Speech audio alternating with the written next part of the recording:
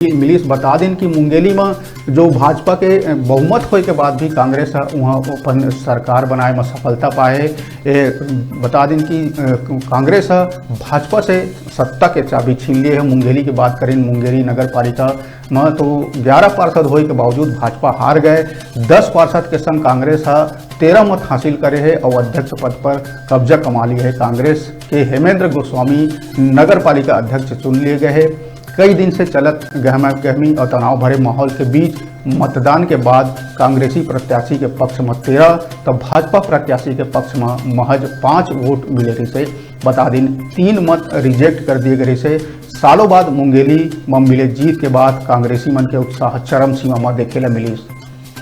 तो मुंगेली में भाजपा ला गच्चा खाए मिली। बता दें कि बहुमत में पार्षद जीते के बाद भी कांग्रेस के हाथ में चले गए सरकार है। यही लेके बता दें कि जो नगर पालिका चुनाव में हार ला लेके भाजपा पार्टी बौखलाए हुए भी दिखी। जेमें बता दें जिला अध्यक्ष शैलेश पाठक शासन प्रशासन ऊपर गंभीर आरोप लगाते हुए बोलिस कि सरकारी तंत्र के दुरुपयोग कर कांग्रेस जीत हासिल करे है।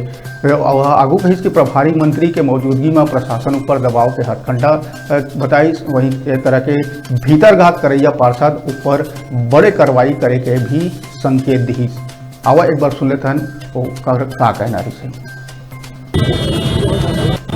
जिस तरह से यह माहौल था उससे ऐसा लग रहा था कि शासन प्रशासन एन कैन प्रकरण किसी भी तरह से यहाँ से कांग्रेस जीत के आए, इसके लिए काफ़ी दबाव अधिकारी दबाव कर रहे थे। शायद अभी जो प्रक्रिया चालू होने वाली थी, प्रक्रिया हमारे भारतीय जनता पार्टी पार्षद वहाँ बैठ गए थे। कांग्रेस कोई नहीं आए थे, प्रक्रिया चालू कर रहे थे, न किसी को अंदर घुसने दिया, यहाँ तक पत्रकारों को अंदर नहीं जाने दिया। इससे हमको अंदेशा लग गया था कुछ गड़बड़ी होगी और कुछ क्रॉस वोटिंग भी हुई है।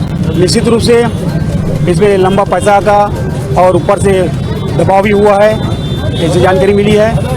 हम लोग पार्टी में इसको बात को ऊपर तक पहुंचाएंगे और जो अनुशासनहीनता की है, जो पार्टी के विरुद्ध में गए हैं, उनके ऊपर निश्चित रूप से कार्रवाई करेंगे। इसके लिए एक जांच समिति भी जल्द प्रदेश के जल्द बनेगी और जो पार्टी से गद्दारी की है उसे पार्टी से बाहर का रास्ता निकाल दिया दिखा जाएगा। यानी कि आपका आरोप है कि कांग्रेस ने जो है सत्ता सरकार का उपयोग किया, शुरू से करती आ रही है। पहले अध्यक्ष जी उसको हटाने के लिए भी सत्ता सरकार के उपयोग किए हैं, फिर दोबारा चुनाव भी वैसे किए हैं। हम तो ये भी देख रहे हैं कि 22 पार्षद थे, 21 पार्षद का उसमें दिखाया जा रहा है वोटर लिस्ट में, जबकि 22 दिखाया जाना चाहिए था पूरा। वो अयोग्य नहीं है पार्षद पद से। पंतुलाल सोनगरपुर अध्यक्ष जी अयोग्य नहीं है, उसका नाम तो वोटर लिस्ट में होती है, उसका नाम पहले से काट दिए हैं। तो ये दिख रहा था यहाँ पर कि कुछ न कुछ दबाव होगा और आज प्रभारी मंत्री भी इसी कारण आके बैठे थे। इसी कारण हम लोग देर से आए हैं सब, और कलेक्टर एसडीएम सब पर काफ़ी दबाव था। हम लोगों को कोई रिस्पांस नहीं मिल रहा था। इससे ऐसा लगता है कि उनका दबाव भी काम आया है। आपके पार्षदों पर भी दबाव था? दबाव तो था। यानी कि बीजेपी को अपना ही मत नहीं मिला, क्योंकि 11 वोट बीजेपी का था, इसके बावजूद अपना ही वोट नहीं मिला। इसको लेकर नहीं, अपना वोट नहीं मिला है, उसी को पता कर रहे हैं। एक समिति बनाएंगे, जांच समिति। उन लोग मान रहे हैं कि क्रॉस वोटिंग हुआ है, हमको वोट नहीं मिला है, क्योंकि हमारे पास 11 पार्षद थे। हम लोग सब आश्वस्त थे पूरी तरह से, पूरी हमको मिलेगी करके। और कैसे क्या हुआ, चुप कहाँ हुआ, इसके लिए जांच समिति बनेगी, उसके बाद ही क्लियर कर पाएंगे कौन नहीं दिया हमको। अभी केवल हवा में बात करने वाले हैं, क्योंकि सभी लोग बोल रहे हैं हमको दिए हैं करके।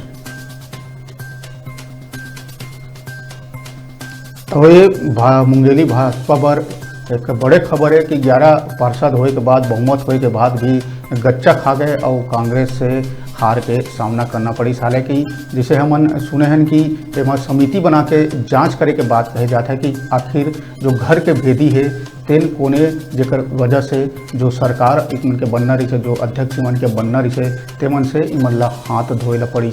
तो रिसाली ले कांग्रेस बर बढ़िया खबर, मुंगेली ले कांग्रेस बर बढ़िया खबर। अब ब्रेक के बाद जानबो कि खैरागढ़ में का हुई